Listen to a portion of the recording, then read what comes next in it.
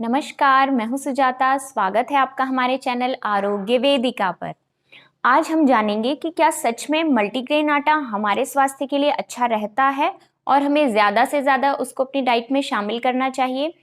Multigrain आटा अधिकतर चना, ओट्स, रागी, ज्वार, गेहूं वगैरह को मिक्स करके बनाया जाता है। तो ये जानने के लिए कि क्या ये सभी मिला के हमारे लिए सही है या नहीं, उसके लिए पहले हमें जानना होगा कि आयुर्वेद क्या कहता है इन सभी अनाजों के बारे में, अलग अलग इनकी क्या प्रॉपर्टीज होती हैं। सबसे पहले समझते हैं गेहूं को।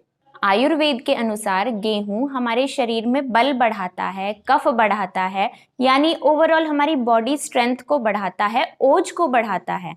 तो सात्विक और रसदार आहार के अंदर इसको शामिल किया जाता है। लेकिन इसमें डर ये रहता है कि ज्यादातर लोगों को आजकल कफ से संबंधित समस्याएं होती हैं। ऐसे में यदि वे निरंतर गेहूं का सेवन करेंगे तो उन्हें कफ की समस्याएं बढ़ ना जाएं, तो उसके लिए एक उपाय किया जा सकता है। जितना नया गेहूं होगा उतना ही ज्यादा उसकी कफ बढ़ाने की क्षमता होगी। तो ऐसे में हमें क्या करना है कि पुराने से पुराना गेहूं लेना है, ताकि वो हमारे शरीर में इन सभी गुणों को भी करवा दे और साथ में कफ को भी उतना ना बढ़ा पाए। अब आते हैं दूसरे अनाज पर, रागी। रागी का वर्णन आयुर्वेद के संहिता ग्रंथों में नहीं मिलता है, लेकिन अगर इसकी फसल की उपज के बारे में पढ़ा जाए तो समझ में आता है कि ये ड्राई नेचर का अनाज है। इसको पानी की बहुत ज्यादा जरूरत नहीं होती है। चावल और गेहूं का केवल 1/3 पानी ही इसके लिए बहुत है। और दूसरी बात, ये गर्मी के मौसम में होता है।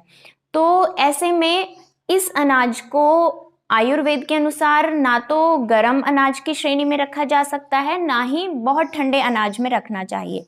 तो लगभग ये बीच की तासीर का अनाज है और दूसरा हमारे शरीर में ड्राइनेस को करवाता है। अब समझते हैं तीसरे अनाज को, जो कि ज्यादातर आटे में मिलाया जाता है, जो कि है चना। आयुर्वेद के अनुसार चने को दालों में शामिल किया गया है और लगभग सभी दालें आयुर्वेद में पचने में मुश्किल मानी गई हैं। इसीलिए दालों को रात में खाने को भी मना किया गया है। और ऐसे में अगर हम चने की दाल का आटा बना के उसका सेवन करते हैं, यानी बेसन का सेवन अगर हम करते हैं, तो आयुर्वेद कहता है कि किसी भी अनाज का आटा बना के उससे कोई पकवान बनाए जाते हैं तो वो 100% पचने में भारी होंगे। और चना, हालांकि ये हमारे शरीर में ड्राइनेस कराता है, पचने में हल्का होता है, लेकिन फिर भी आटे की फॉर्म में मिला के अगर दिया जाए तो ये पचने में भारी होगा। अब इसकी प्रॉपर्टीज गेहूं और चावल के बिल्कुल अपोजिट हैं। यानी गेहूं और चावल हमारे शरीर में स्निग्धता करवाते हैं, ऑयलीनेस करवाते हैं, कफ बढ़ाते हैं, लेकिन चना इसके ठीक उल्टे हमारे शरीर में ड्राइनेस को करवाता है। अब समझते हैं ओट्स को। आयुर्वेद के अनुसार ओट्स हमारे शरीर में तीनों दोष बढ़ाते हैं, वात, पित्त और कफ, और उनमें भी खास करके पित्त दोष को ज्यादा बढ़ाते हैं और रक्त के यानी ब्लड के डिसऑर्डर्स हमारे शरीर में करवा देते हैं। कुछ जगह पर ज्वार को भी मल्टीग्रेन आटे में मिलाकर खाया जाता है। तो आयुर्वेद के अनुसार ज्वार भी हमारी बॉडी में ड्राइनेस करवाता है, हमारे शरीर में कफ को, ओज को, बॉडी स्ट्रेंथ को कम करता है। हालांकि तासीर में ये ठंडा होता है, लेकिन फिर भी कफ को कम करने के कारण ये हमारे शरीर के लिए उतना अच्छा नहीं होता है।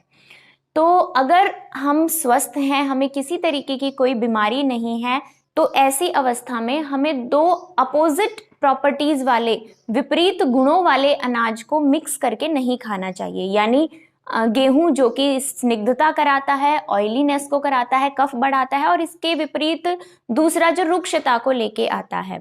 सबसे बड़ी बात, आयुर्वेद कहता है कि जितने भी अनाज रुक्ष होते हैं उनको कुधान्य की श्रेणी में रखा गया है। कुधान्य यानी बुरे धान्य, जो हमारे शरीर के लिए अच्छे नहीं होते हैं, या छोटे अनाज की श्रेणी में जिनको रखा जाता है।